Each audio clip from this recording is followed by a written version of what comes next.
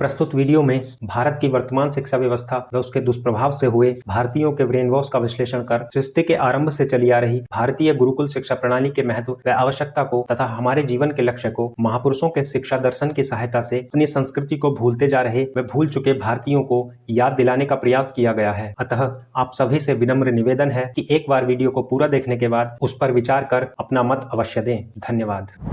आजकल हम अपने चारों ओर पढ़ाई का बड़ा जोर शोर देखते हैं कि भाई पढ़ाई करो, पढ़ाई से ज़िंदगी बदलती है।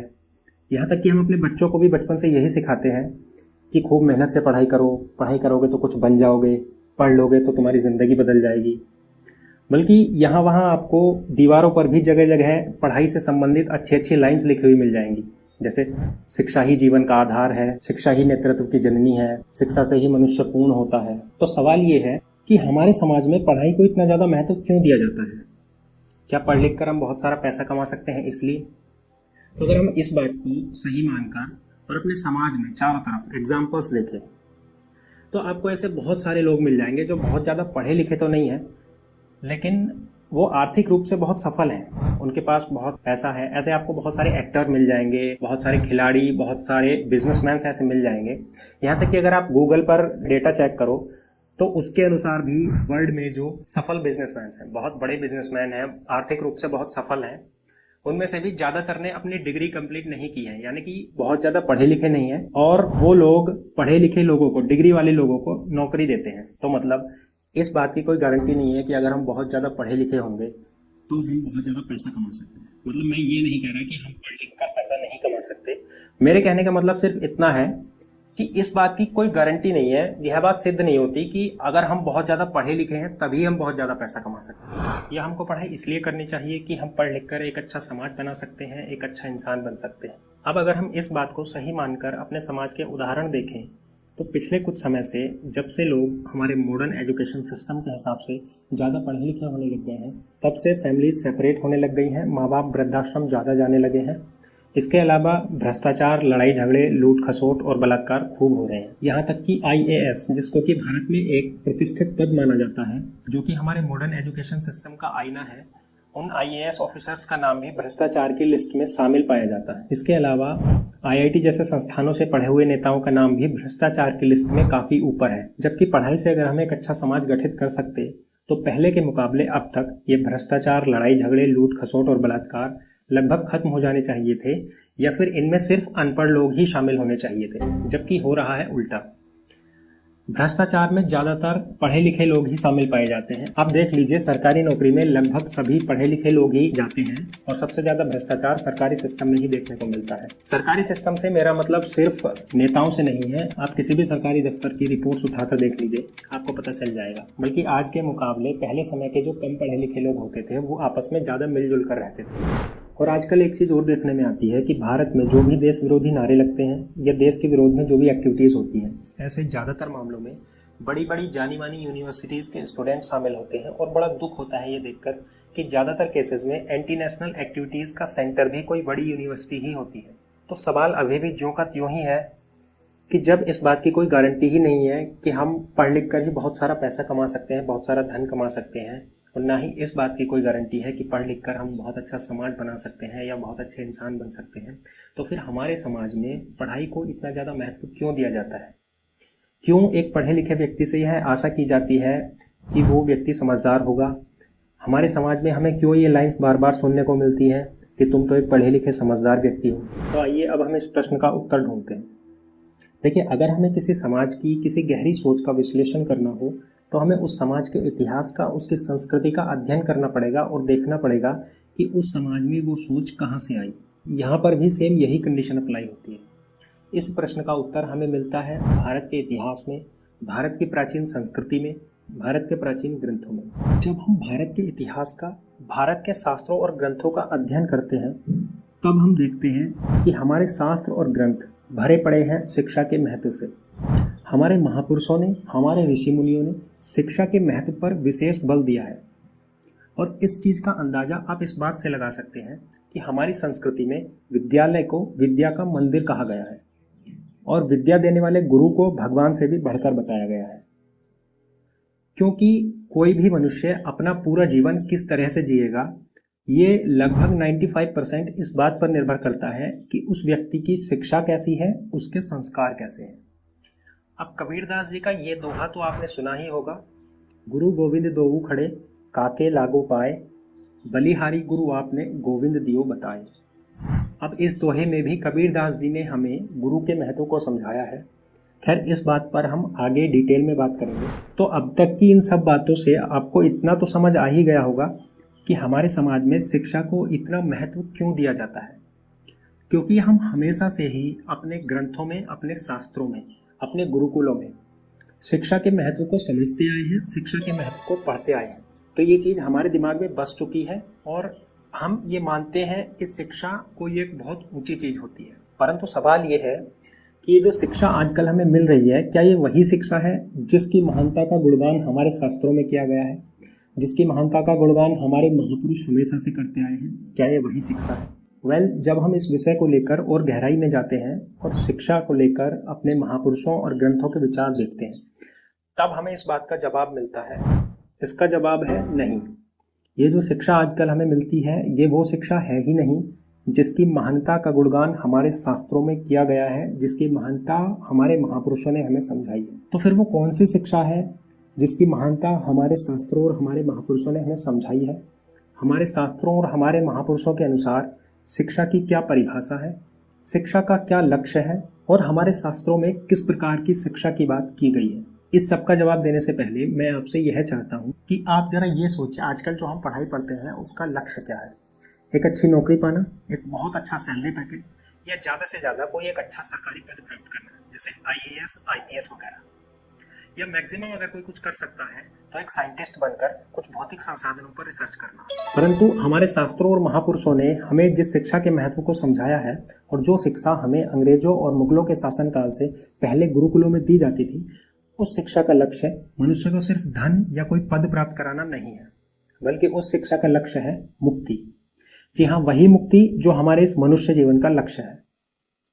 अब इस बात को हम और ज़्यादा डिटेल में जानेंगे, परंतु उससे पहले आइए देखते हैं हमारे महापुरुषों के शिक्षा पर विचार। अब सबसे पहले आजकल आधुनिक शिक्षा संस्थानों में आप जिन महापुरुष का चित्र सबसे ज़्यादा देखते हैं, आइए जानते हैं उन स्वामी विवेकानंद जी ने आधुनिक शिक्षा के बारे में क्या कहा था। हमारे लड़के जो शिक्षा पा रहे हैं वह बड़ी निषेधात्मक है। स्कूल के लड़के कुछ भी नहीं सीखते, बल्कि जो कुछ अपना है उसका भी नाश हो जाता है, और इसका परिणाम होता है श्रद्धा का अभाव। जो श्रद्धा वेद वेदांत का मूल मंत्र है, जिस श्रद्धा ने नचिकेता को प्रत्यक्ष यम के पास जाकर प्रश्न करने का साहस दिया, जिस श्रद्धा के बल पर यह संसार चल रहा है, उसी श्रद्धा का लोप। और अगर आप चाहें तो विवेकानंद साहित्य के छठे खंड यानी 6th सेक्शन के पेज नंबर 312 पर जाकर ये पढ़ सकते हैं। स्वामी जी के अनुसार आधुनिक शिक्षा का सबसे बड़ा दुष्प्रभाव ये है कि हम श्रद्धा विहीन होते जा रहे हैं, और आज के समय में इस बात को साफ तौर पर देखा जा सकता है।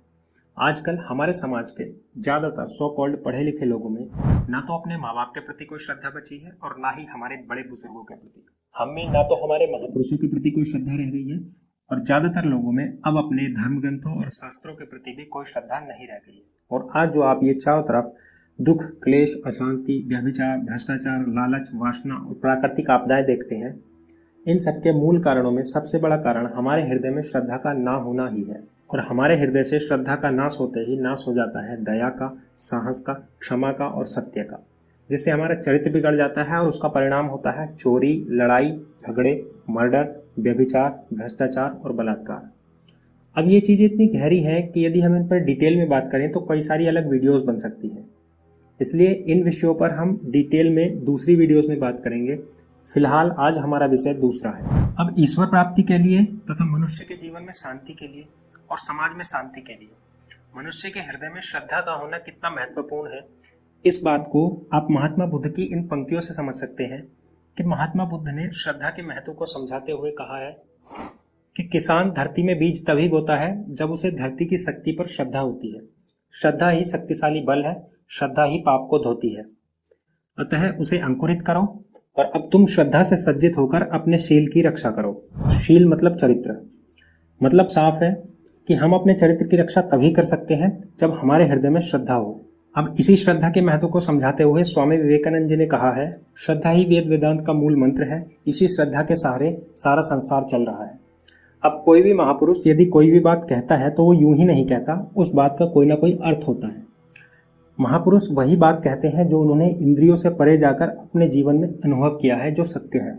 अब दुख की बात यह है कि हमारी जो आधुनिक शिक्षा प्रणाली है उसका इतना भयंकर दुष्परिणाम है कि जिस श्रद्धा को हमारे महापुरुषों ने इतना ज़्यादा महत्व दिया है, जो श्रद्धा हमारी मुक्ति के लिए इतनी ज़्यादा आवश्यक है, जो श्रद्धा समाज के कल्याण के लिए इतनी ज़्यादा आवश्यक है, आधुनिक शिक्षा प्रणाली से उसी श्रद्धा का नाश हो जाता है और हम अपने जीवन के लक्ष्य जो कि मुक्ति है उसको भूलकर सिर्फ धन और भोगों को अपना लक्ष्य मानकर जीने लगते हैं। अब धन और भोगों को अपना लक्ष्य मानकर जीने में क्या नुकसान है और हमें मुक्ति ही क्यों चाहिए और इसके बारे में महापुरुषों ने क्या कहा है, इस बात को हम डिटेल में दूसरी वीडियो में समझेंगे, नहीं तो ये वीडियो बहुत लंबी है। तो कुल मिलाकर अब तक हमको ये बात समझ आ चुकी है कि ये जो आधुनिक शिक्षा प्रणाली है ये वो शिक्षा नहीं है जो हमें अंग्रेजों और मुगलों के शासनकाल से पहले गुरुकुलों में दी जाती थी।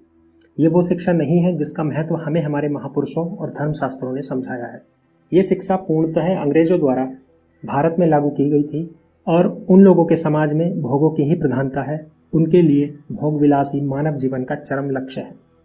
उनकी समझ सिर्फ इतना ही काम करती है कि भूख लगे तो खाना है, नींद आए तो सोना है, काम आए तो भोगना है, बड़ी बड़ी गाड़ियां लेनी है, बड़े बड़े बंगले बनाने हैं। इसके ऊपर उनकी बुद्धि, उनकी समझ काम नहीं करती। और इस आधुनिक शिक्षा प्रणाली का कितना भयंकर दुष्परिणाम है ये भी अभी हमने समझा है। तो अब जरा देखते हैं कि हमारे महापुरुषों और धर्मशास्त्रों के अनुसार शिक्षा की परिभाषा क्या है, शिक्षा किस प्रकार की होनी चाहिए और उसका लक्ष्य क्या है।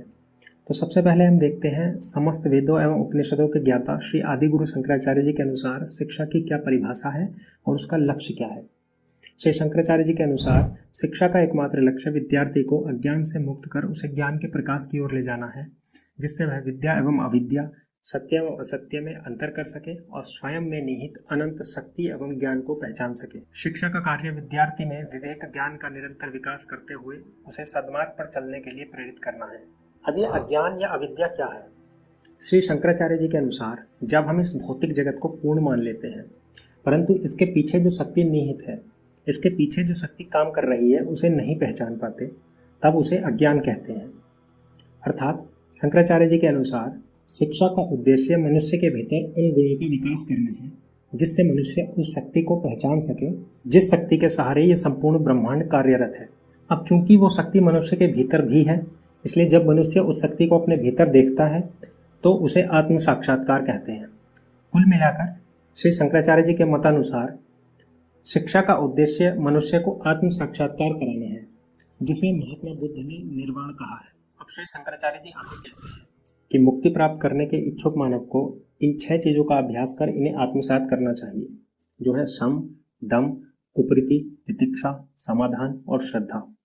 यहाँ सम का अर्थ है मन पर नियंत्रण पाना, दम का अर्थ है इंद्रियों पर नियंत्रण पाना, उपरीति का अर्थ है अपने धर्म का पालन करना, तितिक्षा का अर्थ है सभी प्रकार के बाहरी तथा आंतरिक प्रतिकूलताओं को सहन करने की शक्ति रखना, तथा श्रद्धा का अर्थ हम सब जानते हैं। अब एक बात यहाँ पर नोटिस करने वाली है कि श्री शंकराचार्य जी ने मनुष्य की मुक्ति के लिए जिन 6 संपत्तियों की बात कही है उनमें एक श्रद्धा भी है। और ये बात हम पीछे वीडियो में देख चुके हैं कि स्वामी विवेकानंद जी और महात्मा बुद्ध ने मनुष्य की मुक्ति के लिए श्रद्धा का महत्व समझाते हुए ये बताया है कि मनुष्य की मुक्ति के लिए मनुष्य के हृदय में श्रद्धा का होना परम आवश्यक है। अब ये बात यदि किसी एक महापुरुष ने कही होती तो हम ये मान सकते थे कि ये उन महापुरुष के अपने विचार हो सकते हैं, या हो सकता है कि ये बात उन्होंने बस यूं ही बोल दी हो। परंतु तीनों उच्च कोटि के असाधारण मुक्त महापुरुष और तीनों ने इस बात पर विशेष बल दिया है कि मनुष्य की मुक्ति के लिए मनुष्य के हृदय में श्रद्धा का होना परम आवश्यक है। और दुख की बात यह है कि हमारी जो आधुनिक शिक्षा है उससे भले ही हमारी तर्क बुद्धि थोड़ी बहुत विकसित हो जाती हो, परंतु मानव मन की इतनी महत्वपूर्ण संपत्ति नष्ट हो जाती है। तो मुझे लगता है कि अब आपको ये बात समझ आ गई होगी कि क्यों आजकल के हमारे ज़्यादातर पढ़े लिखे युवाओं की ना तो अपने माँ बाप पर श्रद्धा है, ना ही अपने धर्म पर, ना ही शास्त्रों पर, ना महापुरुषों पर और ना ही भगवान पर। और दुख तब होता है जब हम देखते हैं कि भारत में अब ज़्यादातर लोग न सिर्फ इस बात से अनजान होकर जीते हैं कि उनके जीवन का लक्ष्य मुक्ति है, बल्कि ज़्यादातर लोग ये मानकर जीते हैं, ये सोचकर जीते हैं, उनके दिमाग में ये बात बैठ चुकी है कि उनके जीवन का लक्ष्य सिर्फ और सिर्फ धन कमाना है। और इसका एक मुख्य कारण हमारी गुरुकुल शिक्षा पद्धति का नष्ट हो जाना है। और आपको क्या लगता है कि ये जो आधुनिक शिक्षा प्रणाली है ये यूं ही किसी ने लागू कर दी होगी? अगर आप ऐसा सोचते हैं तो आप गलत हैं, क्योंकि ये आधुनिक शिक्षा प्रणाली भारतीय संस्कृति को नष्ट करने का एक बहुत ही सोच समझकर उठाया गया कदम है। अब यहाँ पर एक बात ध्यान देने योग्य है कि चलो ये बात सही है कि हमारे जीवन का लक्ष्य मुक्ति प्राप्त करना है, धन कमाना नहीं। तो क्या हम धन कमाना छोड़ दें? क्या हम धन ना कमाएं? अब यहाँ पर हमें इस चीज का ध्यान देना होगा कि हमारे शास्त्रों में धन का निषेध नहीं है।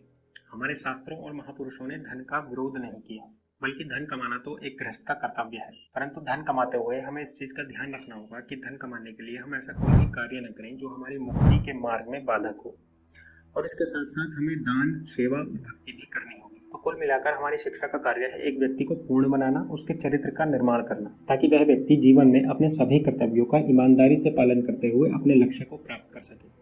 उसको हर तरह से तैयार करना जिससे वह अपने जीवन में धन भी कमाए, अपने परिवारजनों की सेवा करे, समाज की सेवा करे और कठिन से कठिन परिस्थिति में मजबूती से खड़ा रह सके और सही फैसला ले सके। मेरा इस वीडियो को बनाने का मकसद सिर्फ इतना था कि ये जो 15-20 सालों में स्कूलों और समाज द्वारा हमारे दिमाग में यह ठूस कर भर दिया जाता है कि हमारे जीवन का लक्ष्य धन कमाना, नौकरी पाना या कोई पद प्राप्त करना है, हम इस भ्रम से बाहर निकलें और वास्तविकता को जानें और अपने जीवन के लक्ष्य को प्राप्त करने का प्रयास करें।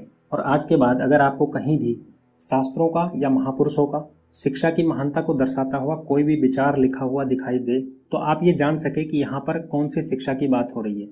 यहाँ पर उस शिक्षा की बात नहीं हो रही है जो आपको डॉक्टर या इंजीनियर बनाती है। यहाँ पर उस शिक्षा की बात हो रही है, यहाँ पर उस शिक्षा की महानता को बताया गया है जो आपको मनुष्य बनाती है। और अंत में आप सभी से एक रिक्वेस्ट, यूँ तो हमारी समस्त समस्याओं का समाधान फिर से वैदिक शिक्षा का आरंभ ही है, परंतु तब तक हम अपने शास्त्रों को और अपने महापुरुषों को पढ़ें, अपने बच्चों को पढ़ाएं, उन्हें समझें और उन पर विचार करें। धन्यवाद। शिक्षा का मतलब यह नहीं है कि तुम्हारे दिमाग में ऐसी बहुत सी बातें इस तरह ठूस दी जाएं कि अंतर्द्वंद होने लगे और तुम्हारा दिमाग उन्हें जीवन भर बचा न सके। जिस शिक्षा में हम अपना जीवन निर्माण कर सकें, मनुष्य बन सकें, चरित्र गठन कर सकें और विचारों का सामंजस्य कर सकें, वही वास्तव में शिक्षा कहलाने योग्य है। यदि तुम 5 ही भावों को पचाकर तद अनुसार जीवन और चरित्र गठित कर सके हो, तो तुम्हारी शिक्षा उस आदमी की अपेक्षा बहुत अधिक है जिसने एक पूरे पुस्तकालय को कंठस्थ कर रखा है।